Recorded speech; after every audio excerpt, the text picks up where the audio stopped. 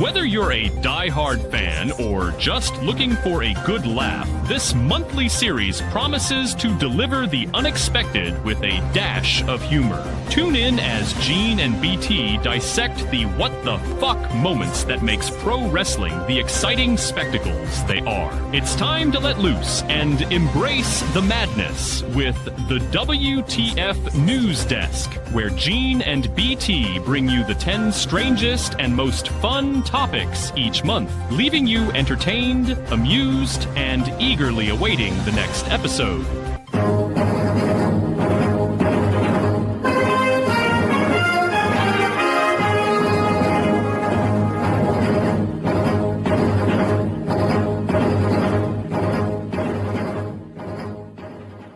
All right, we're live from 304 Studios in Jonesboro, Arkansas. This is an STSPOD.club production, episode 86 of WTF and episode 957 of STSPOD.club.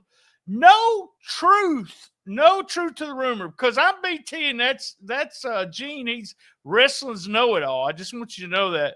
But wrestling's know-it-all. Wrestling's know-it-all. Right, I'm sorry. But there's no truth to the rumor that he's starting a junk food podcast. I just want you to know that. No, he's from Gadsden, Alabama, the home of the Alabama Rush soccer team, and I know they call it over there on the other side of the world football. So there we go. He's my new partner in crime, my best friend. Well, most of the time, he's Gene Jackson, and together we are the two dudes with no junk in their trunk of podcasting. How's it going, Gene? Hey now, what's going on, Brian? There's no fucking editing going on today. We're live on Facebook, YouTube. Enjoy it, because you never know what the hell we're going to say. No, and you never know who's watching and listening, but I've got a good idea of at least a couple of people. And hey. What the hell, huh? Let me do some business real quick. Here's the top 3 episodes from last month. We had number 944, which was WTF. Don't think much into that, Gene, because we're doing all episodes of Memphis and May. It's usually those episodes that people really stick out. In the number 2 episode 950, that was Gene Jackson talking about the Eddie book. This is just audio plays, y'all. Yeah, there you go. And number 1 was CJ and Mama Money on episode 946. And this is the numbers I want to give. Now, we don't always give good numbers. We'll give bad numbers if we have bad numbers. But God, I got to say this. May, 54% increase from the total numbers of May of 2024. Wonder what that's about. Wonder what's changed. I don't know. Total 32% increase for the first 5 months, year over year. So, man, you can't beat that. Can't beat that with a big stick. By God, business is picking up, literally, BT. All right, let's get started. Number 10, we're gonna name this. There is something strange in the neighborhood. And what we do on number 10 is we talk about, and I'm going to play a real quick video as we're talking about this. We talk about the strange matches that I look through the internet to try to find, and we talk about those. Hold on, here, so that you understand. Well, I don't know what the fuck I did with it. Well, like I said, no editing. We're live, pal. We're live. On May the 31st, there was a battle royal in DDT, which we've done a lot, to crown a special store ambassador for the day. It was Poketon. That's the way I'm going to pronounce it. Whose head was technically the Iron Man heavy metal weight champion. Now, I know you don't follow DDT, and I don't either, but we followed this belt. It's one of those 24/7 belts. Okay. He had a strong showing, but was eliminated by Poison Sawada Julie's Snake Magic. That's right. Snake Magic. Sawada pinned Poketon's head to become the new Iron Man champion. So congratulations to Sawada for that, for winning and pinning the head. Do we know Have you what ever snake pinned a magic head is? to win? I have not. Do we know what snake magic is? That sounds It's scary. That's all I want to say. sounds fun, honey. And speaking of magic, on the Yoshi Pro, also on 531, there's a theme park in one part of Japan over there who does the Harry Potter thing, the Harry Potter world. And we had somebody enter the match dressed as a wizard. She kept trying to cast spells on somebody and used her wand to win. Man, this is some crazy fucking shit that they do in DDT, and it's always fun to listen to it. They wrestled the match in an eye patch. Somebody did, and it's only for a minor injury. There's nothing suggests that she got poked in the eye or anything. Just weird, just totally weird. And this is my favorite. I put this up, and I know you're going to like this because it sounds like an independent in Tennessee. But May 25th, or Mississippi, I had to stab Mississippi on that one. May the 25th, 2025, in Mexico, which we always bring some crazy stories there. So what they did is they ran an angle where one of the wrestlers was accused of stealing the title belt. Okay. So they brought in the cops. The cops were real. They were shoot cops. They arrested this dude. Everyone thinks they're arrested. And then they get on social media and start laughing about it. And it was just an angle and all that stuff.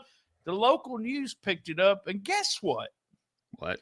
Gene, I'll let you guess. What happened to the two officers? They got in trouble.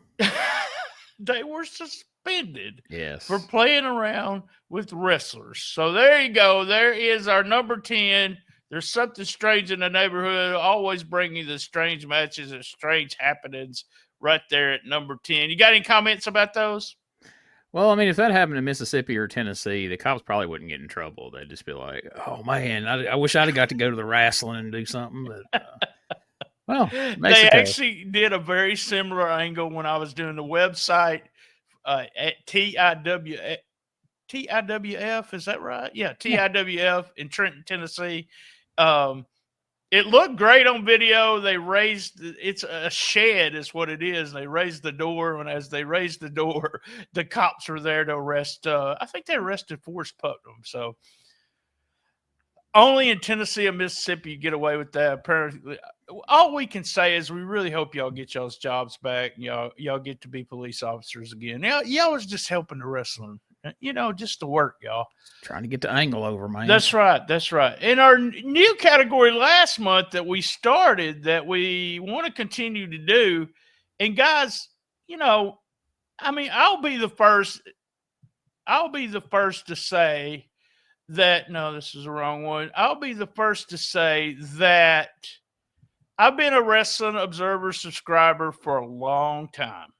Now, Gene is different. He has not been a Wrestling Observer subscriber, but, I like Dave. I really do. But recently, he has given us the opportunity to have number 9 every month is What the Fuck, Dave Meltzer? Yeah, I think Dave Meltzer has his role to play in the ecosystem of professional wrestling, but for the people who just bow at the altar of Dave and think that everything he says is the God's gospel, okay, yeah, whatever gets you through the day, man. If you believe everything he says and you pray to him, then great. He's not right all the time. Sometimes he's way off, and sometimes he says things that make you say, what the fuck, Dave Meltzer? And this is that time. Man, I really, if I had the time, and we talked about this right before we started, I like to go back and I've been reading some of the old observers, and I start thinking about how much he shaped. And I've said this before on here. He shaped my fandom. And then I got out of that. And since I got out of it, a lot of people say, well, you hate Dave now? No, I just like people he don't like. And he's not always right. Well, can I ask you this? Like, looking back on it now, and I think I kind of know the answer to this because we've kind of touched on this at different times on other podcasts we've done. Does it kind of make you mad, or at least kind of like, do you think it hindered some of your enjoyment of pro wrestling that you looked at everything through that smart lens and it made you prejudge some people because Dave didn't like them, like Dusty and JYD and guys like that? So you looked past the entertainment value and was like hung up on work rate and stupid shit like that doesn't mean anything in the big scheme of things, or did it give you a different appreciation? I hate it. There was a different appreciation at the time, but I was part of that kind of the cult of Dave Meltzer thing where, you know, if he said a match was good, I went out of my way to watch it. If he, you know, and you had to be a Flair guy. You couldn't be a Dusty guy. You know, he put down Hogan WWE. He hated WWE. Go back and read some of that stuff. Not a fan at all. You know, Hogan was the biggest thing ever. Dusty was one of my favorite wrestlers until I started reading The Observer. And he put him down so much that he just wasn't one of my favorite wrestlers. Yeah, it did shape my view of wrestling, but I came out of it. And I came out of it mainly because a lot of the stuff that he says about AEW. It's like, dude, and we'll talk about this later on in the countdown, but dudes, what are you talking about? And speaking of, what are you talking about? Dave was upset that Lola Vice was on the Worlds Collide show. Him and Alvarez was talking, and he said she's not Mexican. So that was the prerequisite to be on the Worlds Collide show? Was it the show or the poster? I've heard both. Well, it was, yeah, he was talking about the whole show and being on the poster and everything. She wasn't Mexican, though. Chad Gable's not Mexican either. I mean, I couldn't believe it. I was like, oh, okay. So as soon as I heard him say that, you know, I'm going, I'm putting it in for our list. He talked about Trick Williams against Joe Hendry, our favorite Joe Hendry, when he won the TNA title. And he says the fans were really into it from the start. He said the buzz at the start of the match here was even bigger than Ospreay versus Paige. What the fuck is he talking about? There's no buzz going on about any of these matches. I mean, they were Trick was a little bit over, but who cares about Ospreay against Paige? I mean, I don't understand it. It's almost like we're making up something just to talk about it. I remember when I had to quit when Memphis Wrestling quit, and I was doing the website, and I started covering NEW because I had to have something to talk about. I jerked off to NEW all the time. Double or Nothing was among the best pay-per-view shows in history. How about that, Gene? The history of wrestling, not the history of AEW, the history of mankind, apparently. Yes. He's such a blatant shill for AEW. And you know, I don't know if he's on the payroll or it's just because those guys are his friends or what, but to me, that's really where his credibility has just gone to hell because he just, I'm not a hater of AEW. I would have to watch it and care about it to hate it. I don't. I just don't enjoy their product, so I choose not to watch it.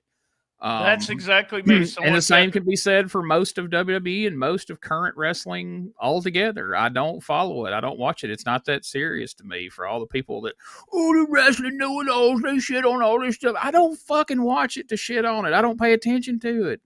I don't either. Care. I loaded up, as did you, and went to Chicago to All In, and I wanted as much as anybody for AEW to do well. I still would like for AEW to do well. I'm just not going to watch it in the meantime. And if you watch it, awesome. But goddamn, you can't convince me that anything they've done in the last 4 years is one of the best pay-per-views in history. Give me a break. Just going by work rate. That's all we're going by. And And that's work not. rate's a bullshit, made up fucking term anyway. And if you want to get down to it, the lack of success overall of AEW is living proof that work rate doesn't mean shit. You've got to have stories and compelling characters and things that bring people back week to week to week they want to follow. 5-star matches are not compelling enough to hold somebody's attention, and AEW is living proof. I used to enjoy getting the DVDs of what's the thing out in California? PWG. PWG. And I'd watch those every quarter or so when they'd come out. But I couldn't have watched it every freaking Wednesday night or Monday night or once a week, because once you've seen it, you've seen it. There's only so many flips you can make. So I don't hate it, but I just don't enjoy it enough to watch it. But if it's your thing, great. I'll never knock you for it. But let's not kid ourselves and say Double or Nothing is one of the best pay-per-views in history. And if you don't think that, you're a hater and you're a know-it-all and you're a fuckwit and all that. Well, okay, if that makes you feel better, go shout that into the void of nothingness that you talk to and tweet to and podcast to, and think that, believe that. That's fine. I don't care.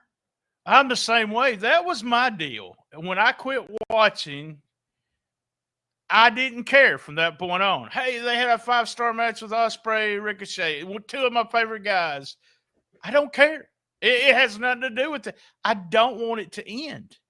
No. I never want it to end, because people are making money, and they're at a level to where they can make money, but they do so much stupid shit. We already have things for next month that they're doing. Let's talk about a few more things.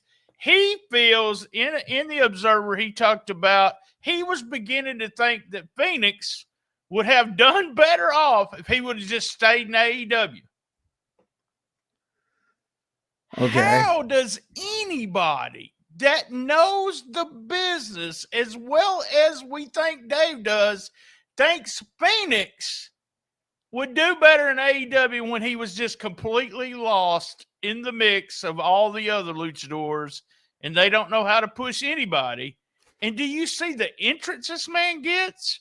And that's just when they were actually using him. He's a star now. At the end, they weren't even booking the guy. No. He wasn't even being used. He wasn't lost. He was gone. He was having 5-star matches, by the way. Yeah, in front of, half, not even half. What am I talking about? Quarter full arenas, if that. Once we moved to the smaller arenas that we could, make look less pitiful on TV.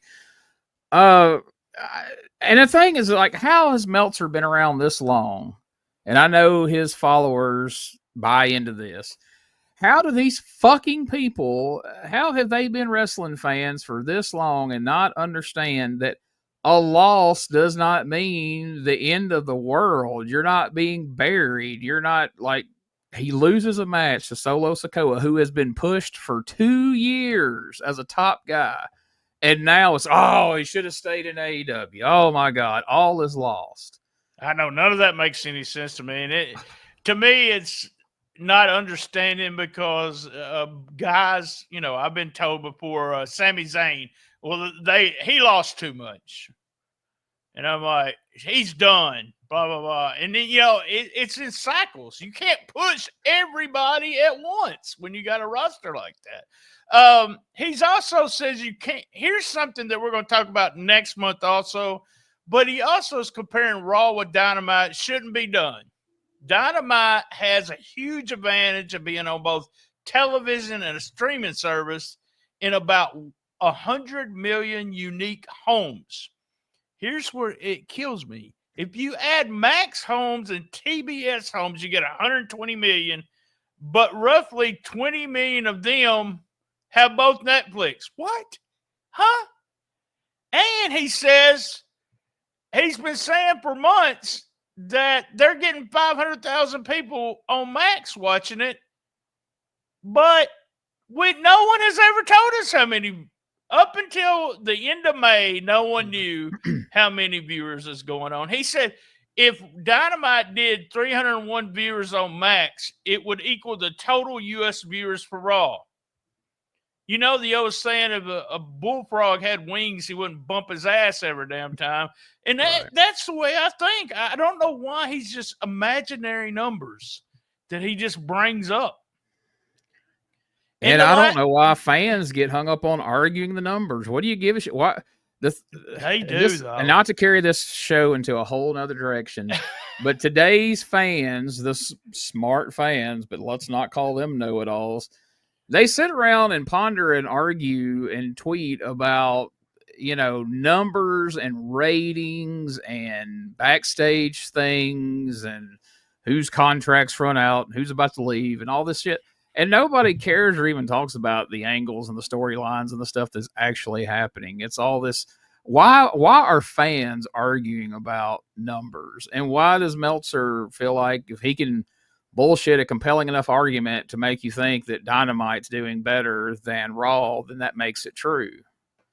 That being on Netflix is somehow not as good as being on TBS and Max. Give me a freaking break. Here's one thing that let's talk about kayfabe sheets, okay? They used to be trade publications. The people in the business read them. There was fans that read them, but there wasn't many of us. Now it's the opposite. A lot of people in the business do read the Observer, don't get me wrong, but everybody's got an opinion now, and that internet did that. So It ain't just this; it's every other fandom that we got. I've looked at, they've had actors or actresses from Star Wars that quit Twitter and stuff because people won't leave them the fuck alone. Yeah. And we got some stuff later. This is the last thing, real quick. We stayed on this for a while. There's a reason why. Dave was arguing with AI this month. So AI talked about the ratings about Netflix, and Dave then got on there to tell his own numbers that was going on Netflix. So he argued against the AI on Twitter.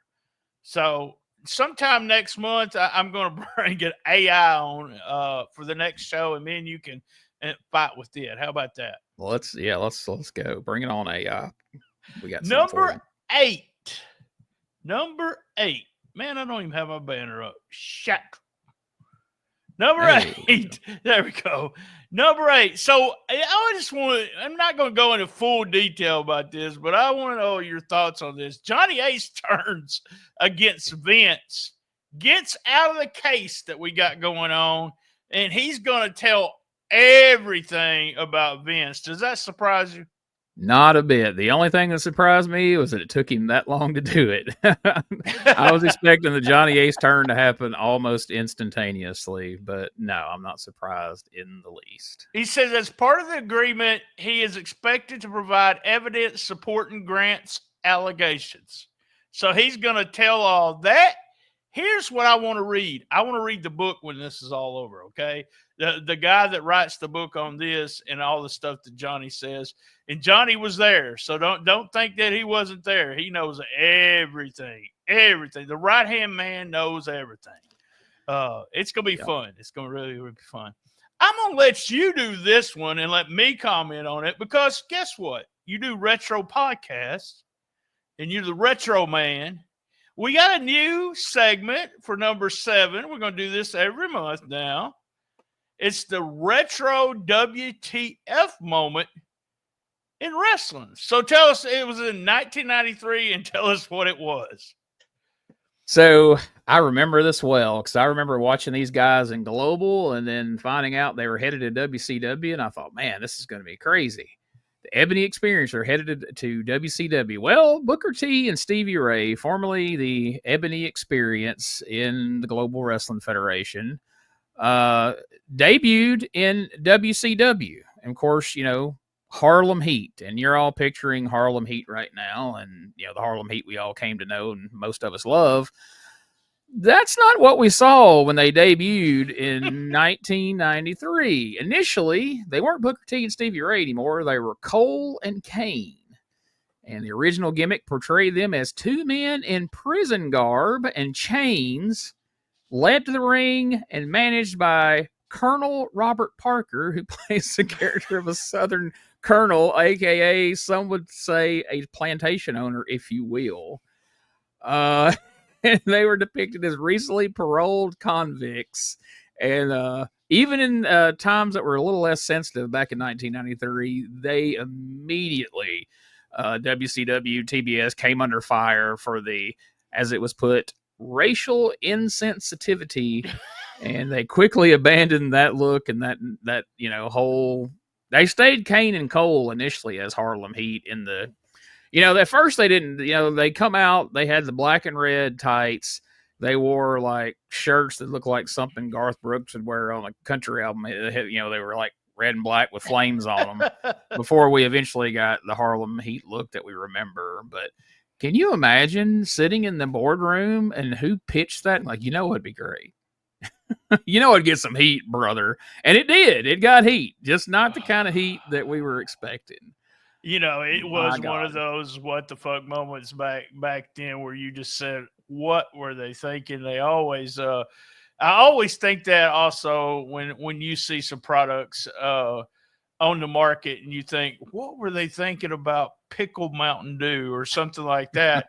and the idea with wrestling is you have pickle Mountain Dew would be actually worse because you have so many people that put their hands on something like that until it comes out as a product. So no one was saying no. And that's the way it works here. Hey, I got this idea. What's your idea? Well, we're gonna have him as a plantation. He's a plantation owner. We might as well put chains on these guys. Oh man, that sounds good. That sounds good. And then it gets on TV. So it to me, this is the funniest thing about bad ideas is that they get all the way to television, and you go, wait, that wasn't a good idea. They get to television, and somebody, and I've been around Booker T and Stevie Ray more than once, two very large, intimidating men. Big. Somebody sat down in a room and pitched these guys, all right, guys, here's what they have in mind. And, these guys, they're trying to break out of Texas. GWF is dead. Texas is dead. They're trying to get into a mainstream company. And, when they left that room, they had to look at each other. It had to be the old, tell me they did not just say that, but, for real. And they're like, well, man, we got to do what we got to do to get our foot in the door. But holy shit. They had to think they were getting punked or something. Like, all right, man, let's go back to the hotel. They're going to call a little, Dusty's going to call, oh, baby, we just kidding. We used to do all that shiznit up in here. But no, it took a little while. They had the gear. They did a couple of matches under the gimmick, the whole nine. The only thing that worries me about this story, BT, I'm afraid that we've jumped the shark already because I don't know what's going to be a bigger what the fuck moment we got in wrestling than this. We get in you'll find it. All we have to do is get in the mind of Kevin Sullivan. We have plenty of stuff that we can cover with Kevin Sullivan. So, all right, that was our new feature. We're going to do the WTF moment in pro wrestling, a retro moment there. Number 6 is, Darby Allin actually climbed Mount Everest. He did a backflip at 20,958 feet at his count. Here's the thing. What the fuck? Number one, nothing against anybody. Let me just say, why do people want to do this? Why do you want to climb a fucking mountain? I'm sorry. I have a hard time going to the refrigerator. I'm pissed off when I want to walk all the way over there or when I'm at Walmart. Why do you think I got delivery? I'm a fat ass, I know, but damn, I've never in my life thought I really want to climb a mountain. Where people die trying to climb this mountain. Here's the funniest part about the whole thing that made me go, what the fuck? He had a picture. They took a picture with an AEW flag. What the fuck was he thinking? It reminds me of those independent promotions in Mississippi and Tennessee where the guys get tattoos. Yeah. Of the promotion. Well, Tony Khan probably funded the whole thing because of that, Well, hey, I'll pay because that shit ain't for free. You got to be able to go do that. Plus, he was paying him the whole time, so I'm sure he's like, hey, You get up there, you plant this freaking flag, and we're not doing nothing with you anyway, so you might as well go climb Mount Everest and fill in your spare time. And just don't do a coffin drop off the side of the damn thing. Do you sit around, you and the wife there, and think about climbing mountains? No, I mean, I don't besmirch the guy for having a goal to go climb Mount Everest. I mean, few people can say they did, but no, I certainly don't aspire to do things like that. When we get done, I've got to go all the way to the end of the driveway and bring back the garbage can. And I'm like, shit, it's sprinkling out there. It's a pretty long walk. Maybe we'll do it tomorrow, you know? All right, guys, we are going to go. We'll have 5, 4, 3, 2, 1. Smarks be acting crazy. That's number 5. Quick commercial break, and we will be right back. Don't miss Memphis Wrestling Live. Next Saturday, June 21st, excuse me, meet Vicky Guerrero live at the Tupelo Furniture Market in Tupelo, Mississippi. Sunday, June 29th, James Ellsworth returns. Plus, the return of Shark Boy. Saturday, July 12th, don't miss Luchador Wrestling Night with the Arkansas Travelers in Little Rock, featuring former WWE United States Champion Kalisto. July 17th and 18th, Memphis Wrestling Kids Camp returns. Registration is now open. Sunday, July 20th, don't miss Gilbert. And don't miss your chance to meet WWE Hall of Famer Rikishi. All tickets are on sale now. Get yours right now at memphiswrestling.tv.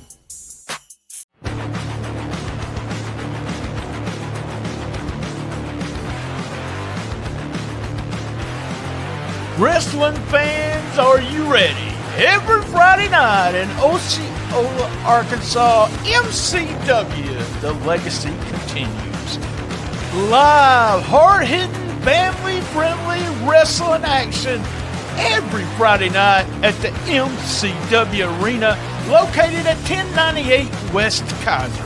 Doors open at 6:30 and the action starts at 8 p.m. sharp. Don't miss your chance to see the stars of MCW battle out in the ring, rivals, drama, and slam-packed action. Following wrestling superstars are appearing: Chase McCoy, C-Money, LA Hustlers, Party Factor, Zaya Wolf, DJ Cash, JT Williams, Galen Ray, Serpent, 187, Luke, Justice, and many, many more. Here's what I want you to do. If you have any questions, I want you to search Facebook for Osceola's Mid-Southern Championship Wrestling. All ticket information, how to get your ticket, what time the show starts, everything right there on Facebook. All tickets are on sale right now. Be there!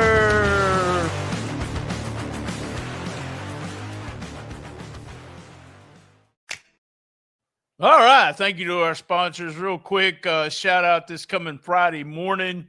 I will be with Steven's staff. He's one of the new guys joining the staff. We'll be doing the Breakout Stars at 8 a.m. on Friday morning. Gene, we have something coming out also tonight, right? Late tonight, the Retro Show. Yes, it drops 11 p.m. Central Time, midnight Eastern, and it will be the new episode. It is the 1993 season finale and award show featuring BT joining us. And this time we didn't push Richard out to have BT there. We're all there. The gang's all there. We do a quick review of a couple of matches from the December 25th, 1993 episode of USWA, and then we go right into the awards. I don't know about you. I had a lot of fun. I was surprised by some of the people's picks, not so surprised by others, and there's a couple. We won't spoil them. But there are a couple of awards there that was a clean sweep. We all picked the same people for those awards, and we did not talk about it ahead of time. No, we didn't. I was so tempted when we was talking about factions to message y'all, and then when we got to that category, what you said was like, yeah, that's exactly what I was thinking. But yeah, I have such a good time on that show, mainly because, well, I don't do anything but come to the show, watch the show, and all that. I really like doing that. I don't have to edit it, blah blah blah. I know what you mean. But man, Josh and Richard just fun. I love poking at Richard, but Richard's really fun. And he's had, some minor success going on right now with being doing stand up. And we just shout out to Richard and Josh. They're fun to be around. All right, we're gonna get to 5, 4, 3, 2, and 1. Number 5, Smarks be acting crazy. First of all, the internet blew up when they moved Mania from New Orleans to Las Vegas. That pissed me off, Gene. Pissed me off. Why was there such a big... I'm so mad. Look what they're doing. The money mongers. They went to somewhere that paid them more than New Orleans did. Why does that bother people? I don't know. I mean, if you're a fan in New Orleans who was going, then okay, be mad. I get it. But everybody else that were just mad for the sake of being mad, you're going to watch it at home either way. Even the people who hate WWE and criticize everything they do, you're going to watch it, whether it's in New Orleans or Las Vegas or, Saudi Arabia or, Tupelo. I didn't understand that. Here, this happens every time. We had some wrestlers released. I'm not going to name all of them, but they were released. And then we had the outrage. WWE, this money-making machine, lets people go.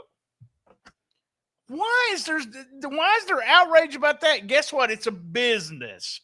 And I believe someone described it. I'm not sure who was saying this. Could have been Dave. You bring people in to NXT. You bring them over to the main roster. You have to get rid of people. That's the easiest way to look at it. You bring more people in, you get rid of people. Hey, they can work AEW. So, I mean, hell, they get every one of them. But why is WWE bad for releasing people? I've never understood that.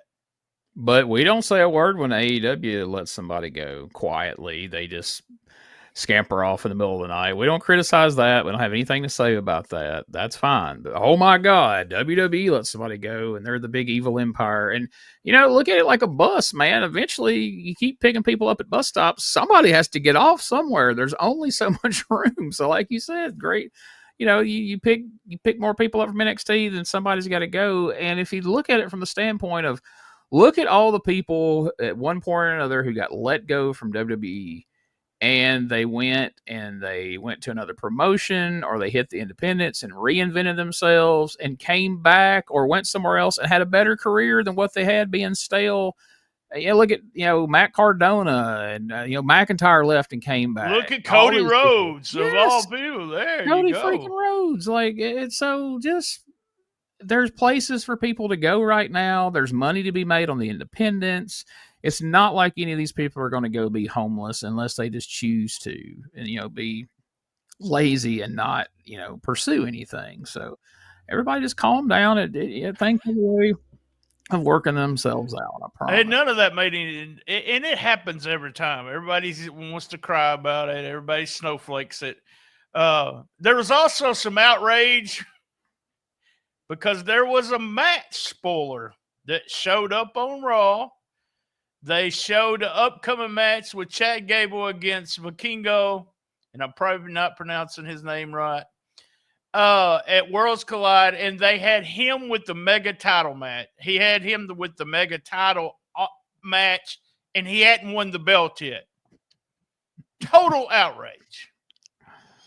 Well, they deserve it for that. String them all up, shut it down. How dare you? Somebody's going to figure out this wrestling stuff ain't all on the up and up, BT, when you do things. Well, eventually like that. They will. For some reason, that spoiler just pissed people off. And I didn't see a lot of this, but I thought it was really funny. Was Tom Segura, who is one of my favorite comedians, was on Raw, And apparently everyone got mad at him because when in 2020, he did one of on his podcast, Your Mom's House. He said he thought wrestling is for fucking retards. I'm sorry, I said the R word, but I'm just quoting, Gene. I'm just quoting. He said wrestling was the stupidest shit. Its fans were fucking tools. Hey, I don't care. Number one, he's a comedian. He's making jokes. And if they told me I could be on, I don't know, say, hey, BT, I tell you what, the Catholic Church wants you on their highest rated broadcast tomorrow. Guess what? I'm a Catholic. I'm going to be on their broadcast with my STSPOD.club shirt on. Yeah. Damn it, we're going to do this. What is the big deal about? I mean, have you ever heard Rogan's thing about wrestling, about it being gay and everything? Oh yeah, he shit on wrestling for years, and then he starts having the Undertaker and all these guys on this show, and allegedly he started to gain a little more respect for it, but not really. It's just, you know, you do shows every week, you got to have guests, and you got to have people that, you know, they want to hear. My thing is, you know, I'm a fan of Tom Segura as well. I understand why people got upset about this. I'm not going, why do they get mad? Okay, it's obvious why they get mad. But in his defense, the most vocal wrestling fans are mostly a bunch of tools and a bunch of fucking F words or R words, whatever the fuck you want to call it. They're a bunch of assholes. I could name a few by name right now, which I won't do.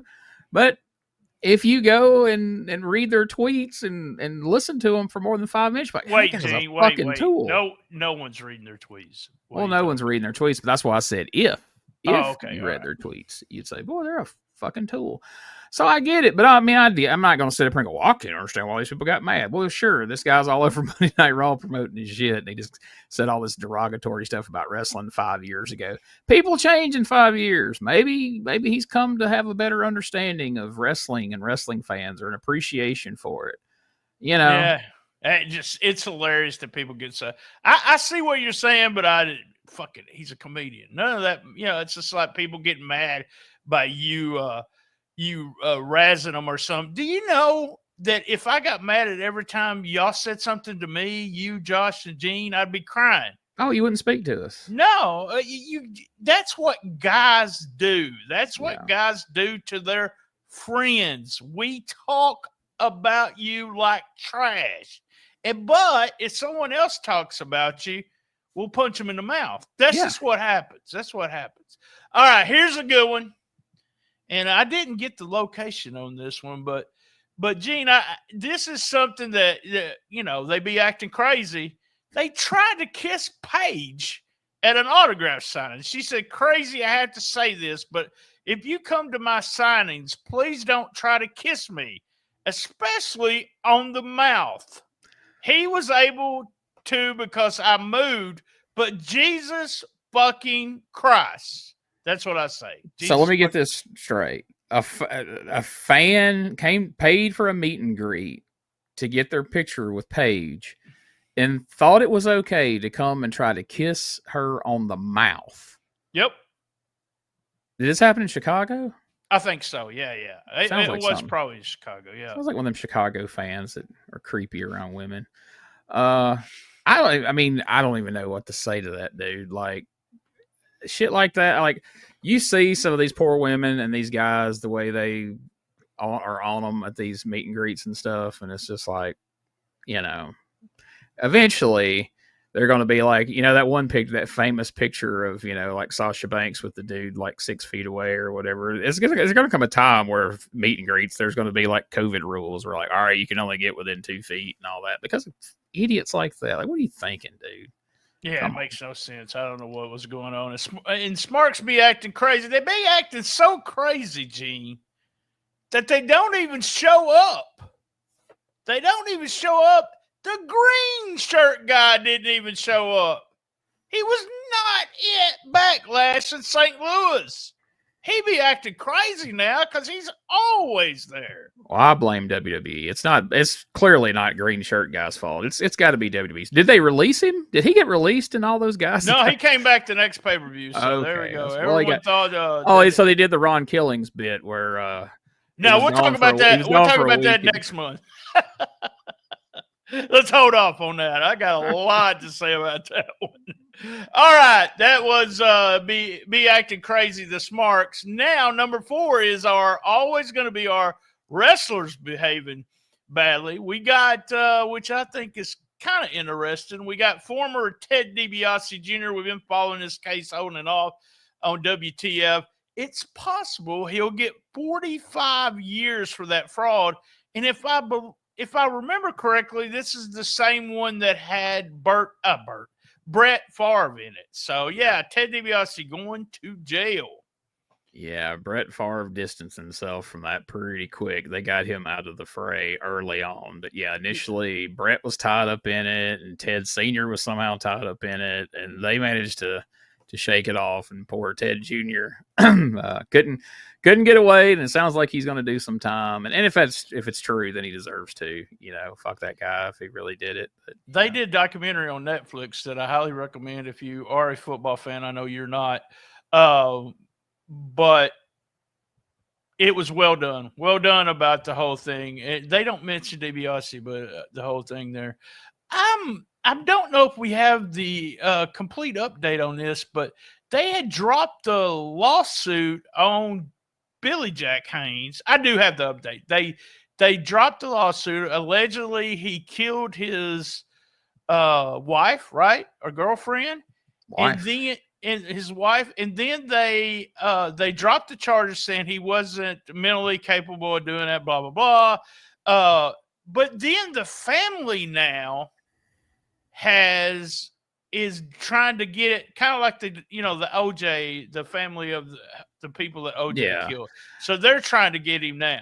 I don't think they dropped the charges. I think they just said he wasn't mentally he wasn't able to stand trial, which isn't the same as the charges being dropped. But, I guess, yeah. But then you can still bring these civil lawsuits. What are you now? Are you now a law know-it-all? Is that what you are? I am? I know. I'm the wrestling know-it-all and the lawyer and know-it-all. So if there's any lawyers out there that want to tweet about me to no followers. I popped for myself on that one. That's pretty bad when you laugh at your own joke.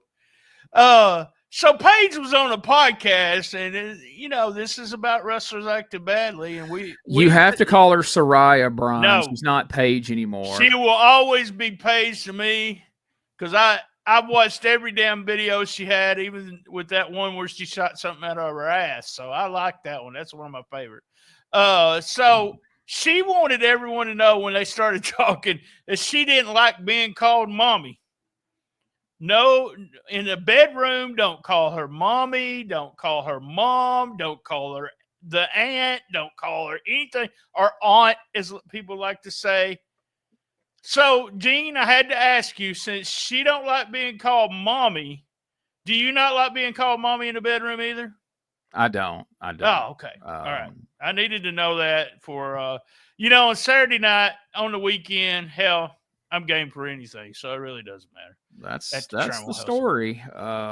So man, so what we've learned here, despite the fact that her, what her amateur porn days would speak differently, she's kind of a prude, man. Like she don't want random fans coming up kissing her on the mouth. She doesn't want to be called, mommy in the bedroom. Like I thought, Soraya would be a little wilder than that. So it's kind of disappointing. Yeah, I know. Yeah. Well, yeah. Watch those videos. She is a little bit wilder.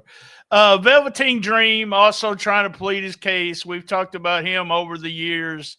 He's blaming the internet now. Well, it would be easy to blame the internet wrestling community for anything, but it's their fault that he got fired. Not that he was sending messages to underage people, but it was the internet's fault that he got fired.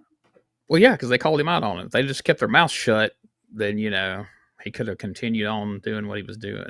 Him and Joey Ryan. It's all about the internet. All about the internet.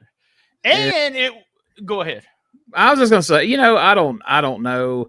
As far as the Joey, like Velveteen Dream's a little different case than Joey Ryan. Like Velveteen Dream was allegedly, messaging underage people online and all that. The Joey Ryan stuff, there has never been any charges brought against him. I don't know that there's been proof of some of the things that were said. So I don't know if he was, fairly crucified in the media, but, they don't even want the guy to have a job at this point. The guy's trying to work at a friggin' amusement park and people are taking pictures of him and getting him fired and everything. But I don't know. I don't claim to know the ins and outs of all those cases. Yeah, I don't think the Joey Ryan thing and the Velveteen Dream thing is exactly in the same category, but that's me speculating. It's crazy. Last thing on this, wrestlers behaving badly. Let's say that Triple H MVP had a lot to say. He said that Triple H called him the N-word all the time. All the time? All the time. He just did it just for the hell of it. He just called him that. All the time? Yeah, all the time. It was MVP, the N-word. Yeah. Look, I've been backstage where I heard the N-word a couple of times, and it may have come from some very famous Memphis wrestlers that made me feel uncomfortable at the time. But do you want me to reveal that? Patreon. But I wasn't there, and I could probably guess that, but I won't. Is this supposed to be during his Paul Levesque VP, or what is he? What is he? What's his title? Well, people in wrestling get away with stuff that you don't get away with on anything else until recently. We got to say that. People said he has no respect for him because he called him the N-word. Well, I understand that. I'd be if that's true, then yeah, I'd be mad too. If he called me that, I'd be mad. Yeah, I don't know. All right. That's kind of cool. Number 3. We did this last month, so we got some shocking stuff.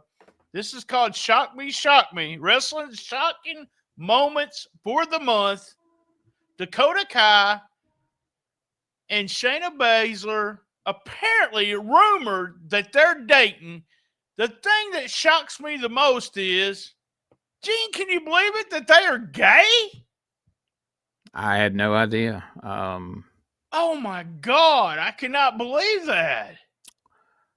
What's with this trend lately of all these women's wrestlers taking these pictures of like their face up against other women's asses and their mouth open like they're fixing to bite their ass or eat their ass or something? Like, you're seeing it from all kinds of different ones. And like in AEW is like, girl on girl porn now. Like the main clips I see anybody share is like chicks making out in the ring and everything. I'm like, what are we doing down there? I never liked lesbian porn. I just want to tell you that. I really did. Go. Do you remember the old Ron White joke? Go try to find that out about watching porn. That's a good joke there. All right, I've got some other shocking news. Otis is fat. Bullshit. Yeah, yes, you get me to believe a lot of stuff. They updated the catering, and the big guy, well, he wasn't happy. I love this. Of all the people in the WWE, when they update catering, he just wasn't happy with it, and he just voiced his opinion. Hey, you can't do that. I'm fat. I'm going to eat. I'm going to eat a lot. I promise you I will. It had to be the fat guy. And, man, we can make fun of him. He's going to ask for his release now because he doesn't like the catering. Can't. And here's the most shocking thing. And I had an insider tell me this. A know-it-all. There's other know-it-alls. I'll say it wasn't me. But Jerry Lawler has not updated his iPhone. Right? You didn't know that, did you? Right. I know that shocks the shit out of you. Well, I don't know what that implies exactly, but I'm not going to speculate. He just hadn't updated the operating system. Not going to speculate what he's trying to save on there. All right, number two. Sabu died, and Joey Janela killed him. Right? Wait, what? Yep, that's what they're saying. It's accusations that GCW was drugging Sabu before the final match. reminds me of the old joke where they said Lawler killed Andy Kaufman, but this is not a joke. They actually said that Sabu was so messed up on his last night that he probably did things he wasn't supposed to be doing, and that's what killed him. Compared to how messed up Sabu was on his first night? I mean, are you going to try to tell me that Sabu wasn't messed up through 80% of the matches he ever had in his life? They said that they claim they give him kratom. Is that it? It's actually a legal substance that's sold in some states. It's legal. They had to get on the internet, Joey did, and say that they did not drug him. But he also said, I love this. He said, "So fuck you. Sabu was a grown man. He did what he had to do to get out there. I love that. I took care of him in the best of my ability." So in other words, he was fucked up, but Joey Janela didn't kill him. So there you go. There you go. And don't make this one of your clips that you put out there. That you put out there for everybody. But I was around Sabu 1 week before he passed, literally 1 week before he passed.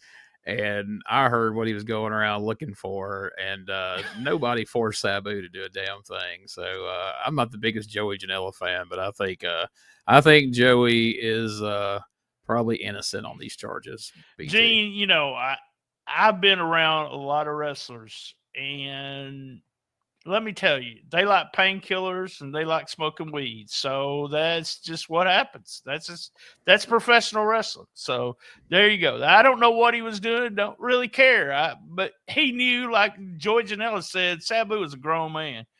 All right, we're closing in on an hour, so we're going to do number one. AEW keeps fucking up. Our number one for WTF. What the fuck are you thinking? Ospreay got online talking about the AEW in every aspect of the business. AEW is better than WWE. Is it delusion, or is it just they're paying him so much that he's going to get on there and say that? That's the part I don't know, is if these people really believe this stuff, or they're just, hey, you're paying me more money than I've ever seen in my life, so I'll put you over. I'll say, whatever. He's definitely delusional. Whether he thinks he believes any of that or not, he's definitely delusional. Dear God. And the ending thing that happened, what the fuck, that I thought, remember, go back and listen to what we said about AEW. We don't want it to end. No, not at all. We don't hate it. We just don't watch it.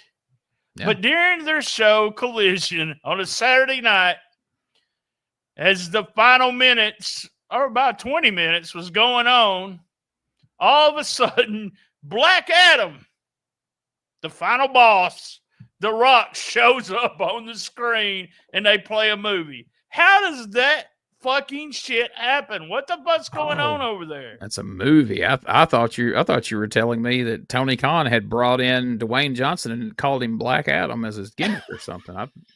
I missed all this. This makes a lot more sense. It's a movie. All right. Well, now the story. All right, yeah, I skimmed the story earlier, and I'm sorry, buddy. I'm sorry. I should have put that on there. Hey guys, real quick, put over your site. Tell them where to go, Gene.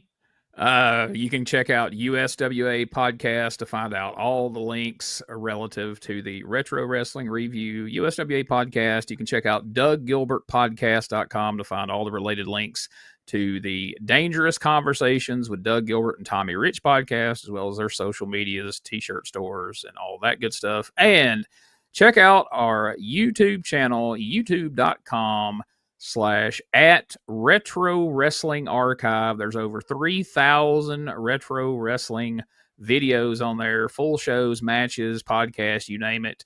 And recently joining us is the man himself, Mr. Brian Tramel. We are now putting up old episodes of Was It Really That Good? And other STSPOD.club content will be making its way over there. So glad to have you, man.